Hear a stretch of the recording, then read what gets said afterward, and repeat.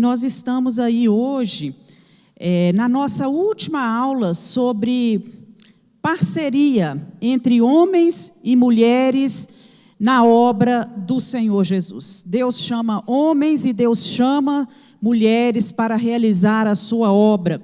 E hoje nós vamos falar sobre comunhão, né? Comunhão dentro da igreja, entre o corpo de Cristo, né? Essa parceria que nós temos na casa do Senhor Jesus. E eu quero convidar você a abrir sua Bíblia. Nós vamos ler vários versículos na Bíblia. Mantenha a sua Bíblia aberta. Nós vamos ler aí Filipenses capítulo 2, do versículo 1 ao 11. Eu gostaria que você acompanhasse na sua Bíblia, manejasse a sua Bíblia enquanto nós estamos, né? É uma escola dominical. Então, nós precisamos fazer isso. Lembrando que no próximo domingo nós vamos começar a estudar escatologia. Nós teremos diversas aulas sobre escatologia, do início, do arrebatamento da igreja, até passando pela grande pelas bodas do Cordeiro, pela grande tribulação, né, pelo milênio, por todas as etapas, até chegar nos acontecimentos finais. Então não perca, né? As aulas são uma sequência. Faça esse propósito de você estar presente. Aí será no mês de agosto, mês de setembro. Se prepare para isso. Filipenses capítulo 2, versículo 1 a 11 diz o seguinte: portanto, se há algum conforto em Cristo, se há alguma consolação de amor, se há alguma comunhão no Espírito, se há alguns entranháveis afetos e compaixões, completai o meu gozo para que sintais o mesmo, tendo o mesmo amor, o mesmo ânimo, sentindo uma mesma coisa. Nada façais por contenda ou por vanglória, mas por humildade. Cada um considere os outros superiores a si mesmo.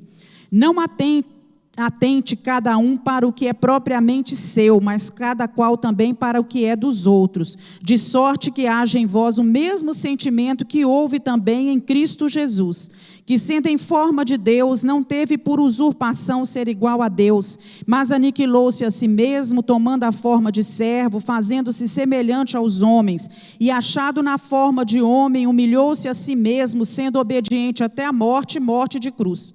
Pelo que também Deus o exaltou soberanamente, lhe deu um nome que é sobre todo nome, para que ao nome de Jesus se dobre todo o joelho dos que estão nos céus e na terra e debaixo da terra, e toda língua confesse que Jesus Cristo é o Senhor, para a glória de Deus Pai. Aleluias, louvado seja Deus. Então nós vamos começar aí. Quem vai colocar aí na tela para mim? Isso. Tem jeito de jogar o slide ali para que eu acompanhe? Fica melhor para mim. Na primeira aula que eu dei sobre parceria, eu trouxe para os irmãos esse versículo, né? Porque nós somos cooperadores de Deus. Você entende isso? Que você é um cooperador de Deus, né? Somos cooperadores de Deus em quê? Na obra que Ele tem a realizar aqui nessa terra. As obras que só Deus pode fazer, Ele faz. Ele fez toda a criação. Ele pediu sua ajuda para criar alguma coisa? Não é? E Ele, para realizar a obra dele aqui nessa terra, Ele conta com pessoas, homens e mulheres, parceiros, né? E se nós somos parceiros de Deus, uma coisa imprescindível é que tenhamos comunhão uns com os outros, porque a falta de comunhão impede que essa parceria seja realmente, joia, Júnior, obrigada, seja realmente realizada. Então nós podemos dizer que nós, homens e mulheres, devemos estar trabalhando lado a lado, unidos, não é? Cooperando na divulgação do quê? Da obra de Deus, aquilo que ouvimos e aprendemos, aquilo que nos ensinaram, não encobriremos ao quê? Aos nossos filhos, às próximas gerações, aqueles que estão ao nosso redor. E quando a gente para e vai lendo a Bíblia, a gente fica assim, extremamente admirado com aquilo que Deus tem feito, como Deus usou e tem usado ainda hoje homens e mulheres para o seu serviço, como que Deus trabalha em equipe, né? Como que Deus levanta grupos de pessoas para poder estar realizando a sua obra. E na Bíblia a gente encontra nós vimos aí no decorrer desses meses, né, exemplos tanto positivos como negativos. O fato é que 1 Coríntios 10, 11 diz o seguinte, que foram escritos para advertência nossa, que tudo quanto foi escrito no passado, lá em Romanos 15, 4 diz isso, tudo quanto foi escrito no passado foi para nos ensinar, de forma, né, que por meio da perseverança e do bom ânimo, nós mantenhamos a nossa esperança. Então, tudo que está registrado aqui na Bíblia, meus irmãos, é para nos ensinar alguma coisa. As igrejas que Deus levanta nessa terra, e nós poderíamos citar a igreja, denominações, né, as igrejas batistas, presbiterianas, metodistas, assembleia, podemos citar a igreja universal e também a igreja, eu como corpo de Cristo, ele nos levanta para nos ajudar as pessoas que estão ao nosso redor. Essa igreja, a Igreja Batista Moriá, ela foi criada com essa intenção, de proclamar o evangelho da salvação e de ajudar a discipular as pessoas que aqui entram, a buscar que as pessoas busquem compreensão para o sentido da vida, né? Aquilo que realmente elas precisam saber e conhecer da palavra de Deus, ensinar a palavra e ensinar as pessoas a viver em comunhão com Deus e com o próximo. Então a igreja, ela ajuda as pessoas a enfrentar os problemas, a enfrentar com coragem, com perseverança, com esperança, os momentos difíceis, a enfrentar a tristeza, a enfrentar a doença, a enfrentar a perda de um ente querido, os acidentes que às vezes ocorrem, enfrentar a morte, não é? Então, a igreja também foi levantada por Deus para celebrar com os outros os momentos de vitória, os momentos de alegria, compartilhar esses momentos. E para isso, precisa haver o quê? Comunhão. Precisa haver comunhão. Porque essa comunhão, uns com os outros, ela vai produzir unidade. E essa unidade é o que vai aperfeiçoar os diversos aspectos da nossa vida. Cristo, ele tem prazer na comunhão. E por isso ele vai atuar nesse contexto dentro da igreja. Então, muitos enxergam a comunhão com o corpo de Cristo como espécie de um termômetro espiritual, um termômetro do nosso relacionamento com Deus. Vocês se lembram que no Antigo Testamento, a prática da entrega do dízimo, ele era um termômetro espiritual para ver se o povo estava realmente servindo e adorando a Deus. Quando o povo se afastava de Deus, quando o povo começava a servir outros deuses, dar mais valor às coisas do mundo do que às coisas espirituais, a primeira coisa que eles faziam era abandonar a prática de dízimo. Por quê? Né? Servia como um termômetro que determinava, né, o coração, onde estava realmente o coração daquele povo. E ainda hoje é assim. Então, nós sabemos que aqueles que são dizimistas fiéis, que buscam a Deus de verdade e tudo, isso serve como um termômetro espiritual para ver como é que está a vida dele com Deus. E também a nossa vida de comunhão, né, com os irmãos, nosso relacionamento com os outros. Se nós conseguimos manter comunhão com uma igreja local, temos prazer, como o salmista diz, alegrei-me quando me disseram, vamos à casa do Senhor, né? Senhor, eu encontrei alegria nos teus altares, o pardal encontrou casa, mas eu encontrei os altares, a presença do Senhor. Então, isso significa que essa pessoa, ela tem buscado também um relacionamento verdadeiro com Deus, né? Agora, aqueles que têm dificuldade de entender isso, que essa comunhão é importante, que essa presença na casa de Deus é importante, com certeza, meus irmãos, o relacionamento dele com Deus também fica afetado. Então, a nossa comunhão, ela precisa ser com Deus e precisa ser também na horizontal, com os nossos irmãos.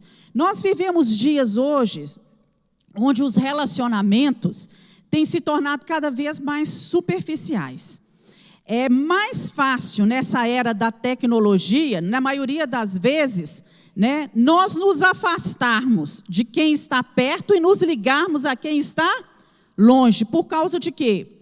De um aparelhinho que nós temos na nossa mão, que se chama telefone celular. Nós vivemos conectados com o mundo. E, às vezes, isso nos afasta de quem está perto. Haja vista aí tantas campanhas para que os pais, né, deixem os celulares, né, e tenham momentos com os filhos. Porque, muitas vezes, passa num parquinho, para você ver. Né, os pais estão sentados, né, os filhos, às vezes, brincando. Às vezes os pais, as mães, as babás, todo mundo no celular. Entra num restaurante, numa mesma mesa as pessoas sentadas. O que acontece no mundo de hoje? Cada qual no seu celular. É assustador. Você entra num aeroporto, você vê assim centenas de pessoas, todo mundo com o celular na mão, né? E todo mundo afastado um do outro, daquele que está próximo. E isso também, né, essa era da tecnologia, isso tem também afetado essa comunhão com a igreja de Cristo e nos impossibilitado muitas vezes de criar laços, de termos experiências afetivas e de qualidade. Lá na igreja primitiva, no capítulo 2 do livro de Atos, nós percebemos que uma igreja saudável é aquela que cresce em 3 sentidos. Para cima, em adoração a Deus, uma igreja que louva, uma igreja que ora, que busca o Senhor, uma igreja que cresce para dentro, em comunhão uns com os outros, e uma igreja que cresce para fora. Isso quer dizer o quê?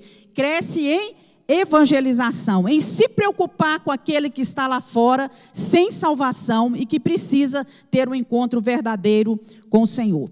Agora, esse crescimento tríplice, ele só é possível através de uma comunhão verdadeira dentro da igreja. Então, nós precisamos entender que isso é importante. Vejamos aí, o que é comunhão? Então, eu trouxe ali, se você for buscar no dicionário, comunhão é a união de várias pessoas em torno de ideias, de crenças. É um compartilhamento comum.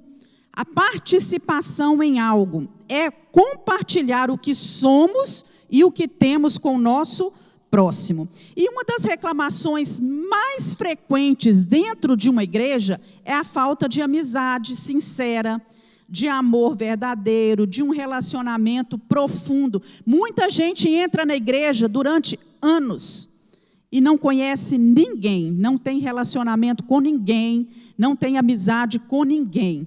Na verdade, nós podemos ter uma excelente estrutura eclesiástica, podemos ter uma boa doutrina dentro da igreja, um bom louvor, programações excelentes, mas a maior necessidade do ser humano, do homem em geral, é de ser amado, de ser aceito, de ser acolhido, reconhecido, valorizado. E a igreja precisa exercer esse papel confiado a ela, de acolher as pessoas, de valorizar as pessoas. Entenda bem, irmãos, quando eu falo a igreja precisa fazer isso, não são as paredes, porque parede não vai fazer isso, banco não vai fazer isso. Quem vai acolher gente, quem vai valorizar a gente, quem vai aceitar a gente, amar pessoas, somos nós. Nós somos a igreja do Senhor Jesus, né? Por um tempo, a pessoa chega na igreja e as programações na igreja preenche o vazio que ela tem dentro do coração. A música, né, cria um clima saudável. Trabalhar, participar das programações da igreja é bom, dá a sensação inicial, né, quando a gente chega, é isso mesmo que eu preciso. Mas com o passar do tempo, as pessoas vão ficando frustradas com a superficialidade afetiva, com a ausência de amizades sinceras e profundas. E igreja é lugar para isso, para a gente fazer bons amigos, amigos sinceros, amizades profundas. Há um caso, eu já até citei numa outra mensagem minha, e eu acho isso assim fantástico. Ele ocorreu em 1995, foi o início, né? Um caso de 2 bebês gêmeos prematuros, que inicialmente, né, ao nascerem com sérias dificuldades, foram colocadas em incubadoras diferentes. E todos achavam que o bebezinho menor ele não sobreviveria, né, por causa do estado que ele estava muito crítico. E assim, numa noite em que eles imaginaram que aquele bebê morreria, uma enfermeira, esse caso é divulgado na internet, você pode procurar, que tem ele lá, é fato verídico. Ela pediu autorização aos pais para colocar o bebezinho maior na mesma incubadora. Irmãos, isso foi há quase 30 anos atrás, né? E numa mesma incubadora, porque ela já tinha ouvido falar de uma técnica que era usada na Europa e que estava dando bons resultados. Os pais autorizaram, e quando aquele bebê sentiu a proximidade da irmã, ele estendeu o braço, né, abraçou, passou o braço no outro bebê e ficou ali com o bracinho ao redor daquele bebê pequenino, né, a noite toda. Todos os dois estavam ligados, as duas crianças, né, em tubos, nos braços, nas narinas, e ficaram ali juntinhas, e isso fez realmente a diferença. Porque a gente lê que a taxa dos batimentos cardíacos do bebê menorzinho foi se estabilizando, a temperatura corporal foi voltando ao normal, o nível de saturação, que antes era muito baixo, ele foi aumentando, esse bebê começou a respirar melhor, começou a tomar uma nova cor, e nós sabemos, meus irmãos, que um abraço e a proximidade faz toda a diferença. E a partir de então, né, essa técnica tem sido usada, e nós sabemos que existe ainda hoje, né, essa terapia do abraço, que é utilizada em muitas clínicas, em muitos lugares, a terapia do abraço. Então, a igreja, eu fico imaginando que a igreja é como aquela incubadora. Abraços nos ajudam a sobreviver nos momentos difíceis da nossa vida. Eles fortalecem a nossa caminhada. Eu me lembro que quando eu estava na UTI com Covid, eu orava e pedia ao Senhor: meu Deus, levanta a tua igreja. Eu sei do poder que há na comunhão, na oração, na intercessão dos santos. E eu falava mesmo com Deus: Senhor, eu sei que eu sou amada pela igreja. Olha que coisa boa você ter certeza disso, não é, irmãos? Então, levanta os meus irmãos para orar comigo, para orar por mim nesse momento. Eu não era abraçada ali, estava com Covid, ninguém podia me abraçar, pelo contrário, você se sente uma coisa, né? Todo mundo paramentado para poder chegar perto de você. Mas eu me lembro que quando eu saí do hospital e eu comecei a olhar o meu WhatsApp, uma semana depois, né, eu falei assim: não vou olhar, vou esperar um tempo, porque emocionalmente aquilo te toca bastante.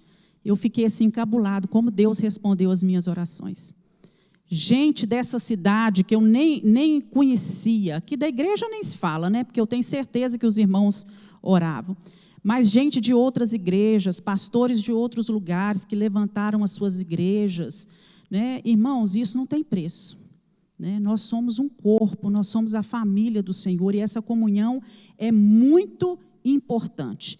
Mas, ao mesmo tempo que é muito importante, você tem que convir comigo que essa é uma das partes mais embaraçosas da vida da igreja para algumas pessoas. Então, relacionar, é a arte de relar, né? É uma coisa muito difícil, né? Porque na igreja nós precisamos lidar com todos os tipos de pessoa. Então, assim, há aqueles que quase não falam e há aqueles que falam demais. Você conhece gente assim, né? Há aqueles que são inconvenientes dentro da igreja, que fazem comentários que são inadequados, que querem saber tudo, detalhes da vida da gente, não é assim? Que invadem a privacidade do outro. Isso acontece dentro da igreja. Não acontece isso dentro da sua família, na sua casa? Assim também na igreja, né? Às vezes, tudo que você faz, né, as pessoas querem saber. E, para muitos, né, a igreja, ela tem sido um lugar de frustração, de mágoas, de ressentimentos.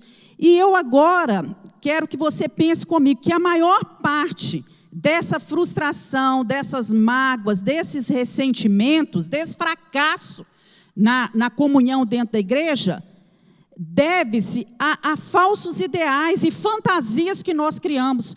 Porque nós chegamos na igreja e nós pensamos que ali nós vamos encontrar pessoas totalmente saradas, curadas, perfeitas. E não é assim. Porque a igreja é feita de gente, não é? Gente que erra, gente que cai, gente que peca, gente que sofre, gente que tem problema, gente que fala aquilo que não deve, não é assim? Gente que intromete em questões que não diz respeito, mas também é formada de gente que caminha junto com a gente, que ora pela gente, que chora com a gente, que se alegra com a gente, que se preocupa, que se importa, né?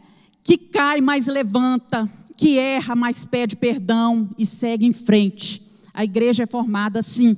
Isso é a igreja, né? E existem, para alguns, é muito fácil, porque tem pessoas que levam as coisas de uma maneira mais fácil, né? Levam a vida de uma forma mais leve, se sentem amados, se sentem acolhidos, fingem que não escutam, né? Eu sempre gostava de falar com os meus filhos, quando vinha falar alguma coisa, e eu trouxe isso para a minha vida, a vida inteira, né? Fulano falou isso, eu falava assim, ó, pss, entra aqui, sai aqui, não escuta. Você tem que aprender a escutar, olhar de quem vem as coisas. Quando vem de determinadas pessoas, isso não pode entrar no seu ouvido e ficar aqui, ó, na sua mente, no seu coração. Tem que entrar e tem que sair. Você não pode dar importância àquilo. Às vezes a pessoa não tem maturidade, não é? Às vezes a pessoa está com inveja, não é? Agora você escuta e retém somente aquilo que é bom, que vai te trazer crescimento, que vai te fazer amadurecer. Isso aí sim, né? Pensa naquilo que a pessoa falou, vê se tem fundamento, mas passar uma vida ressentida, magoada, sem olhar para o outro, sem conversar com o outro, sem ter comunhão com o outro, por causa de coisa que os outros falou, isso é ser um bebê espiritual, é ser criança. Criança que fica de bico, né? Para o outro faz alguma coisa, faz assim, ó, cruza o braço, faz bico, não é? E não pode acontecer assim dentro da igreja. E essa ideia de abandonar a igreja diante das dificuldades, de ser crente em casa, de ser cristão só em casa, isso não é bíblico, né? Mas é antigo essa ideia, porque lá o livro de Hebreus já exortava aos crentes. Olha o que diz aí Hebreus 10, 25. Não deixemos de congregar, como é costume de alguns. Antes façamos admoestações, e tanto mais quando vedes que o dia se aproxima. O dia se aproxima, irmãos? Então não vamos deixar de congregar, né? Nós precisamos estar juntos, nós precisamos estar, né, adorando a Deus no mesmo lugar, convivendo com os nossos irmãos. E qual é o fundamento da comunhão? O fundamento. Imagine, né, que nós estejamos aqui todos num círculo, né? Já fizemos isso em outras épocas, né? Todo mundo em volta, e que Jesus estivesse em pé aqui no meio. E que a gente fosse caminhando, todos nós. Estamos num círculo, eu aqui, o pastor aqui, o João Daniel ali, a Meire ali. À medida, e você lá atrás, olha lá, o pastor Arley está lá atrás, nós estamos distantes. Mas à medida que nós vamos nos aproximando do centro, que é Jesus, nós vamos nos aproximando de quem? Dos nossos irmãos, das pessoas. Então, a comunhão com Cristo, guarda isso, é a fonte da comunhão com os irmãos. Quanto mais eu me aproximo de Jesus, mais eu me aproximo das pessoas, né? O fundamento da comunhão, né, se encontra, da comunhão com as pessoas, se encontra na comunhão que nós temos com o Pai e que temos com Jesus. 1 João 1, 3 e 4 diz isso. O que vimos e ouvimos, isso vos anunciamos, para que também tenhais comunhão conosco. E a nossa comunhão é com o Pai e com o Filho Jesus Cristo. Então nós precisamos nos aproximar de Deus. Quando nós estamos olhando demais os defeitos das pessoas, criticando demais as pessoas, nos afastando das pessoas, querendo viver isolados, longe da igreja. Precisamos rever como está a nossa comunhão com Cristo, que é o centro. Porque a Bíblia nos ensina que quanto mais nos aproximamos de Deus, mais nós iremos aproximar das pessoas e amar as pessoas, porque a nossa ligação com Deus cria em nós interesse pelos outros. Então nós precisamos rever isso, né? Quando nós temos comunhão com o Senhor, nós não somos motivados pela ambição pessoal, pela altivez, pelo orgulho. Nós tratamos o outro com mais respeito, valorizamos mais a pessoa, entendemos melhor, porque Jesus é o nosso exemplo. Ele abriu mão da posição que ele tinha. O texto que nós lemos aqui em Filipenses diz isso, do direito que ele tinha de ser igual a Deus, da glória que ele tinha no celestial, e assumiu a forma de servo por cada um de nós. Então, por meio dos relacionamentos, nós desenvolvemos a nossa personalidade, nós moldamos o nosso caráter, nós nos tornamos adultos. Duas experiências que eu considero na vida, assim, enriquecedoras para uma pessoa amadurecer, é o casamento. Pensa bem. Casamento é fácil, meus irmãos? Não, mas é uma experiência enriquecedora. Porque no casamento, nós vamos ter que nos aproximar de Cristo dia a dia, para amar aquela pessoa que está ao nosso lado, com todo o nosso coração, com toda a nossa força, a ponto de suportar os erros, de suportar as diferenças, de entender, aquela pessoa de uma maneira melhor. Se quisermos viver casados até o fim, para todo sempre. E a segunda experiência é ter filhos. Quando você tem filhos, isso é uma coisa surpreendente. Você cresce, você amadurece, você se torna mais gente, mais humano, você passa a amar mais a Deus, a entender melhor Deus, você passa a amar mais os seus pais, você passa a valorizar mais as pessoas. Então, nós precisamos também desenvolvermos a comunhão na nossa vida espiritual. Então, aqueles que evitam relacionamento com as pessoas, na verdade, elas estão fugindo do tratamento de Deus. Porque, às vezes, Deus coloca determinadas pessoas no nosso caminho para tratar conosco. Você já teve essa sensação?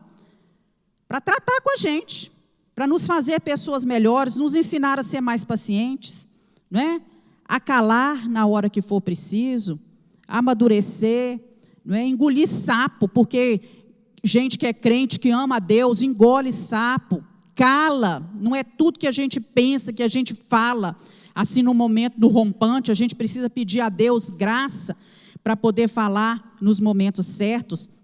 E quando você vai estudar a história da formação, da montagem do tabernáculo, as tábuas do tabernáculo, elas eram ajustadas, lixando, encaixando uma na outra.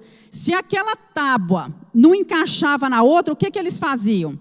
Aquela tábua era retirada, ela era lixada, moldada, para poder encaixar e ficar juntinha, agarradinha da outra, formando assim o tabernáculo, a igreja do Senhor. Nós somos como tábuas do tabernáculo, encostadas ali, umas às outras. E às vezes esse encostar, esse relar, cria o quê?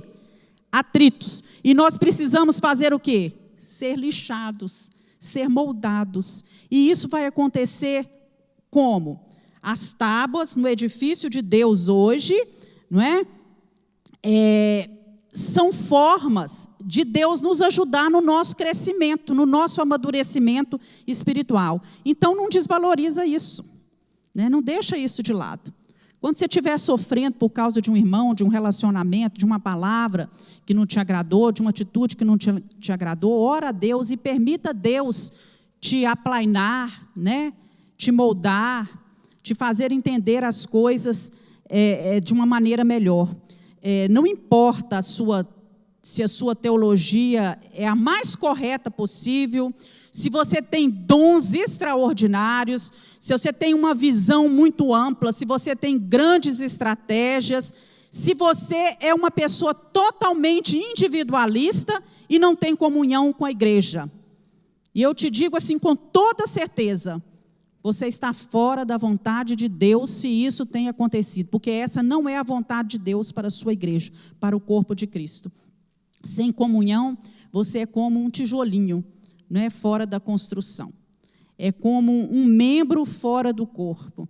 É como uma brasa fora do braseiro, que no início vai estar ali acesa, mas com o tempo ela vai o quê? Se apagar. Então nós precisamos valorizar isso. Queria que você abrisse sua Bíblia no Salmo 133. Vamos lá para o Salmo 133. Que vai falar para a gente como que essa comunhão, ela é terapêutica. Ela é algo terapêutico, que diz o seguinte: ó quão bom e quão suave, olha o título na minha Bíblia, é assim: a excelência do amor fraternal, do amor entre os irmãos. Ó quão bom e quão suave é que os irmãos vivam em união. É como óleo precioso sobre a cabeça, que desce sobre a barba, que desce a barba de Arão, que desce a orla dos seus vestidos. Como orvalho de Hermon, que desce sobre os montes de Sião, porque ali o Senhor ordena a bênção e a vida para sempre. Então o salmista vai comparar essa comunhão fraternal com o óleo e com o orvalho. Ele faz essas duas comparações. O óleo, ele tem um simbolismo muito rico, tanto no Antigo como no Novo Testamento. Ele tinha 3 utilidades. Ele era usado como cosmético, ainda hoje é, como remédio e como símbolo espiritual, da unção, da presença, da graça de Deus. E ele ainda hoje tem essa tríplice função. E a comunhão fraternal traz para a gente beleza nos relacionamentos, vai produzir alívio nos momentos de dor em que estamos doentes emocionalmente, e é também instrumento de cura, seja emocional e seja espiritual. Já o orvalho é uma figura muito importante também, que foi usada aí pelo salmista. E ele tem várias características interessantes. Primeiro, o orvalho cai todas as noites. Todos os dias cai o orvalho. Não é? E querendo dizer que a ação dele é contínua. Assim também deve ser a nossa união contínua. O orvalho cai silenciosamente, diferente da chuva. O orvalho não é precedido por trovões, nem por relâmpagos. Ele vem sem alarde. Assim deve ser a nossa comunhão fraternal. Agir de forma terapêutica, sem causar barulho, sem causar estrondos, na vida das pessoas. O orvalho, meus irmãos, ele cai durante a noite, ele não cai durante o dia, ele cai durante a noite, ou seja, nas horas mais escuras da vida. Quando nós atravessamos os vales mais sombrios, os vales da dor, é que essa ação benéfica da amizade, da comunhão, desce sobre a nossa vida como um orvalho que tem poder de restaurar, de curar. E o orvalho traz esse renovo, traz esse refrigério para as plantas todas, depois de um calor muito grande. Então nós podemos entender que essa comunhão fraterna, ela tem esse poder de refrigerar a alma, de renovar o ânimo, depois dos momentos difíceis, das provas duras que enfrentamos, e durante toda a nossa caminhada cristã. Vamos dar uma definição aqui desse termo comunhão. O que significa comunhão? A palavra comunhão, no grego, aí no Novo Testamento, significa koinonia, é participação, partilha. Se refere aos interesses mútuos entre os membros de uma comunidade. Lá em Atos 2:42, essa comunhão, essa koinonia, a palavra que é usada ali é koinonia, é apresentado como um dos padrões da igreja. A comunhão tem que ser um padrão da igreja. Eles permaneciam em comunhão uns com os outros. E essa comunhão ali no livro de Atos não era somente no ato de reunir, de estar no mesmo lugar, não. Eles também partilhavam o quê? Alimentos, não é? Eles ajudavam nas necessidades existenciais uns dos outros. Paulo também usa essa palavra koinonia, comunhão, quando ele se refere às coletas que eram feitas pelos crentes pobres em Jerusalém. Lá em Romanos 15:26, ele fala assim, que pareceu bem à região da Macedônia e da Acaia fazer coleta para os pobres que estavam dentre os santos na igreja de Jerusalém. Então, meus irmãos, quando nós trazemos aqui no altar a nossa ação social, isso demonstra o quê? Comunhão, preocupação com o próximo. Comunhão não é só você vir à igreja, não. Só sentar num banco e cantar louvores, não é? E apertar a mão do outro, não. Comunhão envolve muito mais do que isso. É você saber da necessidade que uma pessoa tem de oração e você se dispor a tirar um tempo para clamar pela necessidade dela. É você saber que ela passa uma necessidade financeira, de alimento, e se você tem condições, você ajudar nisso.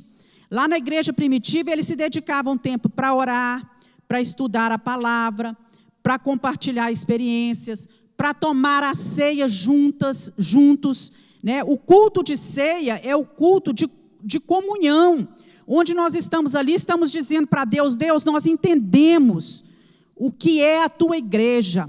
Isso aqui é uma reunião de amor. Eu amo essas pessoas que estão aqui, né? Eu tenho prazer em estar junto com elas, em servir a Deus com elas no mesmo lugar. Comunhão envolve cooperar na obra do Senhor, propagar a palavra do Senhor junto, compartilhar as alegrias e os aspectos da nossa vida no nosso dia a dia. Abre sua Bíblia em Hebreus 13:16. Vai lá para o livro de Hebreus, que diz o seguinte, Hebreus capítulo 13, versículo 16. Não se esqueçam de fazer o bem e de repartir com os outros o que vocês têm, pois tais sacrifícios agradam a Deus. Não vos esqueçam de fazer o bem e de repartir com os outros aquilo que vocês têm, porque esses sacrifícios agradam a Deus. Agora, há momentos, há situações em que a comunhão ela não é recomendada. Olha só. Então, eu separei aqui. Vai lá para o Salmo 1. Salmo 1. Salmo 1. Salmo 1, versículo 1-3.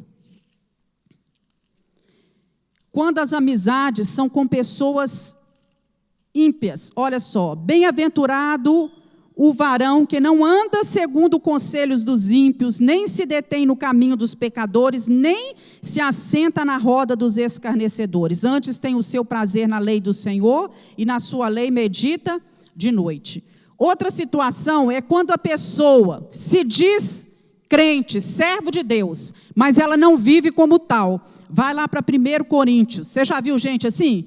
Que fala que é crente, que vai na igreja, mas a vida dela não condiz em nada com aquilo que ela fala. 1 Coríntios 5, versículos 6 e 11, diz o 6-11. O orgulho de vocês não é bom. Vocês não sabem que um pouco de fermento faz toda a massa ficar fermentada? Livrem-se do fermento velho, para que sejam nova massa e sem fermento como realmente são. Pois Cristo, nosso Cordeiro Pascual, foi sacrificado. Por isso, celebremos a festa, não com o fermento velho, nem com o fermento da maldade, da perversidade, mas com os pães sem fermentos, da sinceridade e da verdade. Já lhes disse por carta que vocês não devem associar-se com pessoas imorais, Com isso, olha só, não me refiro aos imorais deste mundo, nem aos avarentos, aos ladrões e aos idólatras. Se assim fosse, vocês precisariam sair deste mundo.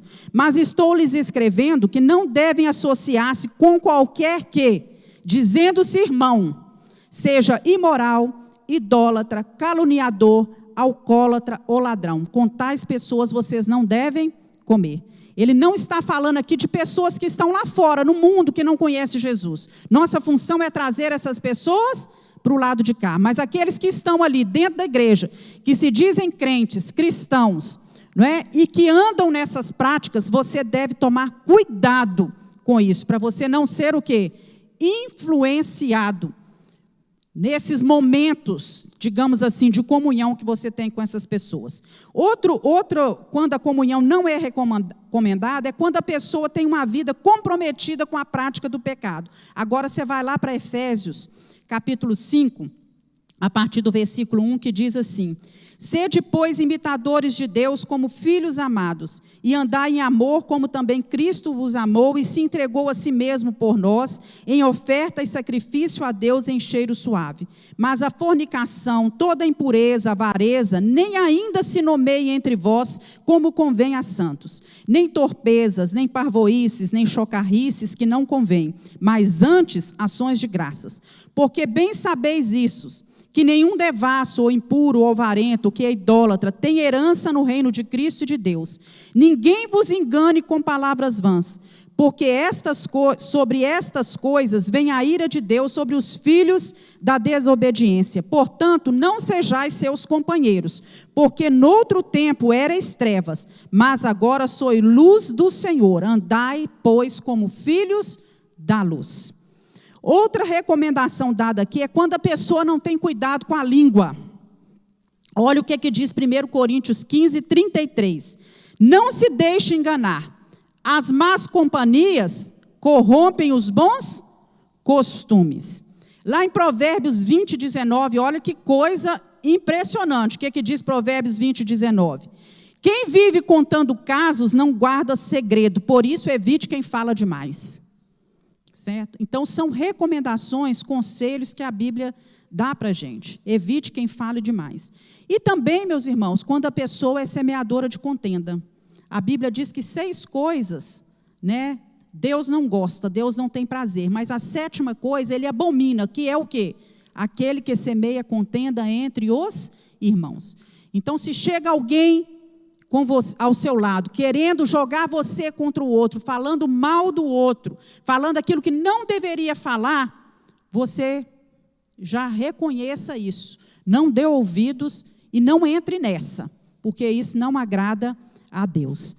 A comunhão, ela é a marca, é uma das marcas do cristão, né? É uma característica do cristão. E o que atrapalha essa comunhão? Uma coisa que eu vejo que atrapalha muito é a autossuficiência dentro da igreja. Isso pode levar as pessoas a viverem distante umas das outras, né? A agirem indolentemente. Né? Eu me basto, né? Eu sou suficiente, não é só eu e a minha família, nada mais.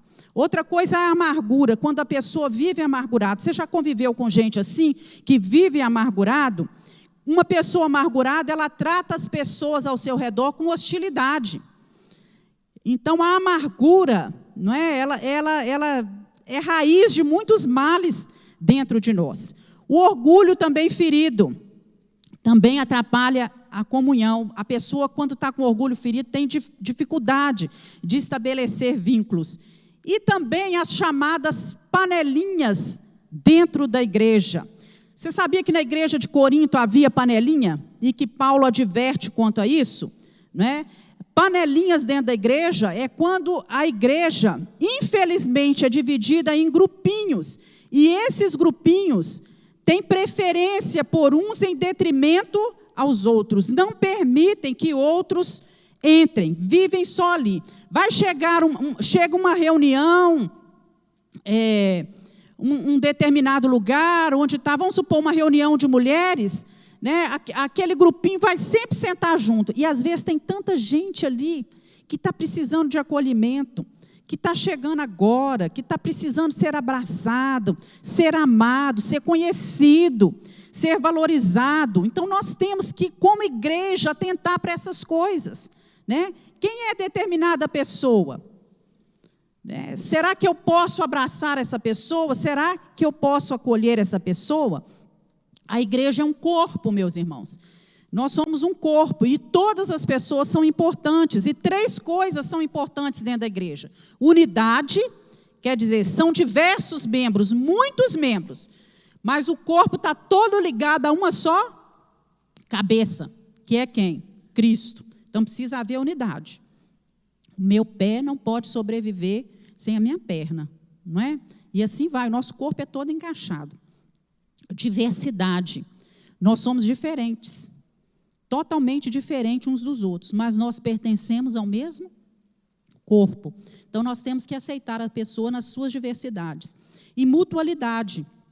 Essa palavra mutualidade vem da raiz mutus. É a qualidade daquilo que é mútuo, daquilo que é recíproco. E no Novo Testamento, nós temos muitos imperativos. Imperativo é aquilo que é uma ordem, não é? Que não deixa margem para a gente falar assim, se, né? Ou talvez, não, é uma ordem. Então, mutualidade é um estilo de vida que deve estar afinado com esses mandamentos do Novo Testamento. Mandamentos não são só os 10 mandamentos, nós temos muitos outros mandamentos na Bíblia. E são mandamentos a respeito das coisas que os cristãos fazem ou deixam ou evitam fazer em relação aos outros, para expressar o seu amor e a unidade.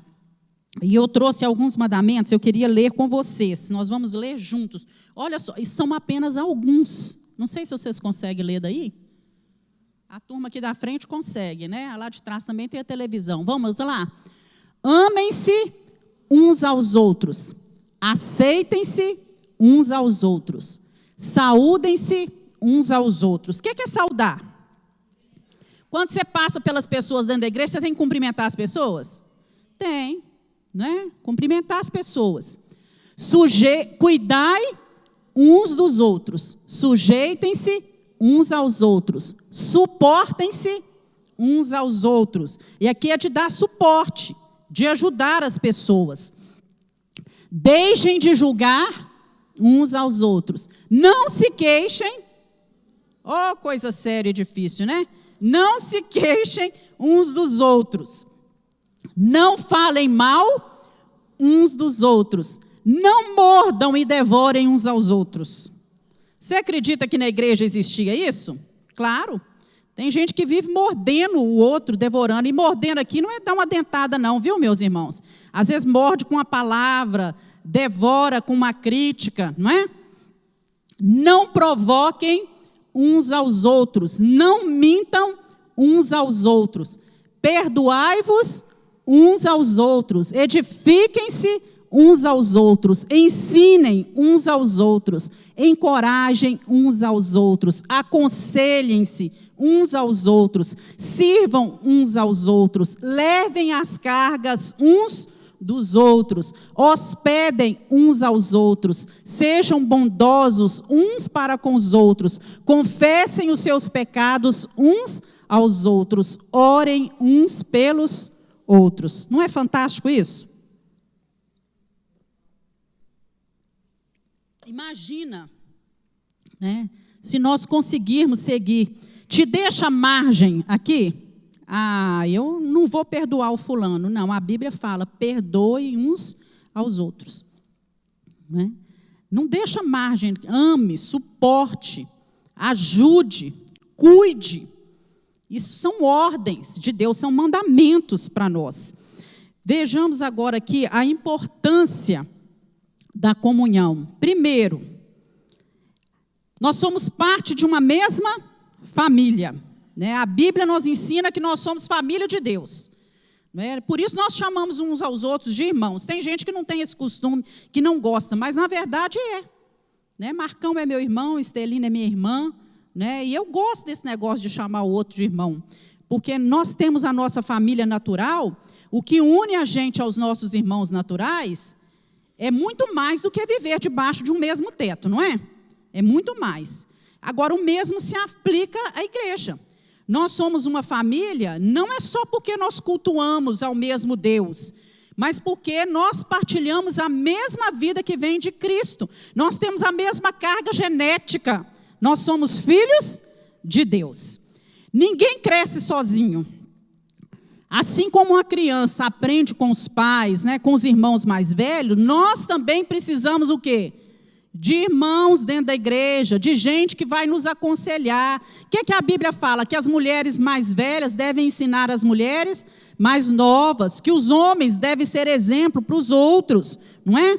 Então, há ocasiões em que nós precisamos ser exortados, corrigidos, né, motivados, encorajados. E quem vai fazer isso? As pessoas que estão ao nosso redor, certo? A comunhão é proteção espiritual. Cada vez que nós nos reunimos, nós estamos nos aquecendo mutuamente, né? Não é nem preciso discutir aqui sobre um soldado ir para uma guerra sozinho. Ele vai vencer a batalha? Não vai, né? No campo de batalha, quem vai guardar? Quem vai ficar na retaguarda? Então, na guerra espiritual, na luta espiritual, nós como irmãos uns dos outros, nós nos protegemos e lutamos uns pelos outros. Então, essa comunhão com a igreja é uma segurança espiritual para nós. A comunhão traz a presença de Deus. Lá em Mateus 18, 20, diz assim: onde houver 2 ou 3 reunidos em meu nome, eu estarei no meio deles. É claro que Deus nos ouve no nosso quarto e que nós podemos experimentar experiências sozinhos, mas Deus diz que onde houvesse 2 ou 3 reunidos, Ele estaria presente no meio dele. Deus está presente aqui, certo? E isso, né, é porque a nossa comunhão, né, traz a presença de Deus. O poder também de Deus é liberado na comunhão. Jesus disse, Mateus 18, 20, se 2 dentre vós sobre a terra concordarem a respeito de qualquer coisa que porventura perdirdes, ser-vos-á concedida pelo nosso Pai que está nos céus. Então, essa comunhão uns com os outros libera o poder de Deus, a ação de Deus sobre as nossas vidas. E existem orações que só serão atendidas se nós orarmos em concordância. Daí a importância de nós concordarmos com a oração das pessoas. Agora, como é que a gente vai ter comunhão numa igreja grande? E eu gostei dessa foto quando eu vi, né? Há pessoas que ficam assim, né? Isso é que é vida. Acomodadinho, guardadinho numa caixa, bem protegido de relacionamento com os outros, né? Tem gente que vive só para si. Como que nós vamos procurar isso, né? E uma das coisas que me veio em mente são os núcleos de estudo bíblico. Isso é um bom começo para você ter comunhão. Todos nós necessitamos conhecer e ser conhecidos. Precisamos estar com pessoas, compartilhar a nossa vida, nos sentir parte de uma comunidade. E o núcleo nos possibilita isso. Agora, em agosto, nós vamos voltar com os nossos núcleos de estudo bíblico. Então, você que está aí na igreja, que ainda não tem um grupo no qual você participa, que você vai, gente com quem você pode falar durante a semana, com quem você pode contar, pedir uma oração. Gente, eu acho tão lindo a respeito dos núcleos de estudo bíblico, que quando a gente vai, por exemplo, num aniversário, quem as pessoas geralmente vão convidar, vão chamar? Aqueles que são do seu relacionamento, que compartilham a sua vida com você. Quando alguém falece, né, num velório e tudo, quem é que está lá dando apoio, dando suporte? Os amigos, os irmãos chegados, amizades verdadeiras que foram feitas aonde? Nos núcleos de estudo bíblico. Eu creio que muitos aqui já passaram por essa experiência, né? Nos núcleos nós servimos uns aos outros, nós conhecemos uns aos outros e participamos da vida uns dos outros. Portanto, fica aí a palavra, né? Envolva-se na igreja do Senhor, procure ter amizades, né? Procure mudar o seu jeito de ser. Muitas vezes nós não nos envolvemos porque é culpa nossa. Nós somos fechados demais. Chegamos, o culto já começou, já saímos, vamos embora. O culto ainda nem terminou, não temos prazer de cumprimentar ninguém, de perguntar a ninguém alguma coisa, de levar um papo, de estabelecer uma conversa com o outro, uma pressa de ir embora, né? Uma coisa impressionante. Então nós precisamos pedir outro. E o nosso papel, eu vou terminar aqui, né, com algumas coisas que eu coloquei. Dentro de uma igreja, agir com generosidade é o nosso papel. Socorrer e servir ao próximo. Trazer encorajamento para as pessoas, proceder com benignidade, ser prestativo, ser disposto a servir, demonstrar sensibilidade pelo que o outro está passando, dar bons conselhos. Se você não tem bom conselho para dar, você fica calado, tá? Tomar cuidado com as palavras, não intrometer na vida do outro, cumprimentar a todos, não criticar o outro, encobrir as fraquezas. Não é você ficar sabendo de uma fraqueza, de um problema do irmão, não é sair contando para todo mundo, não é?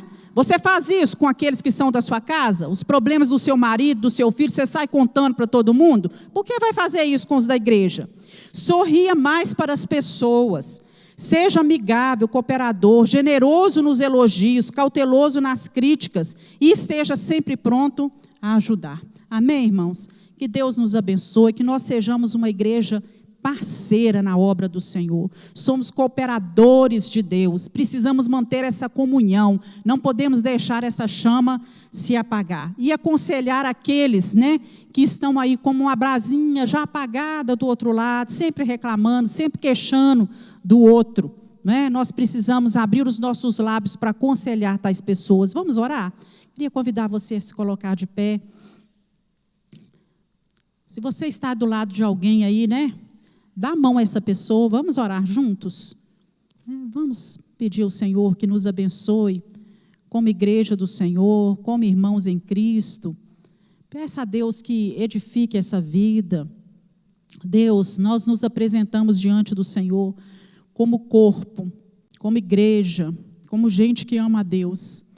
Gente que tem problemas, que tem dificuldades, mas gente que tem prazer em estar na tua casa, que reconhece que vale a pena levantar cedo, que vale a pena sair de casa para vir prestar louvor e adoração, que tem alegria em estar na casa de Deus junto com os outros irmãos.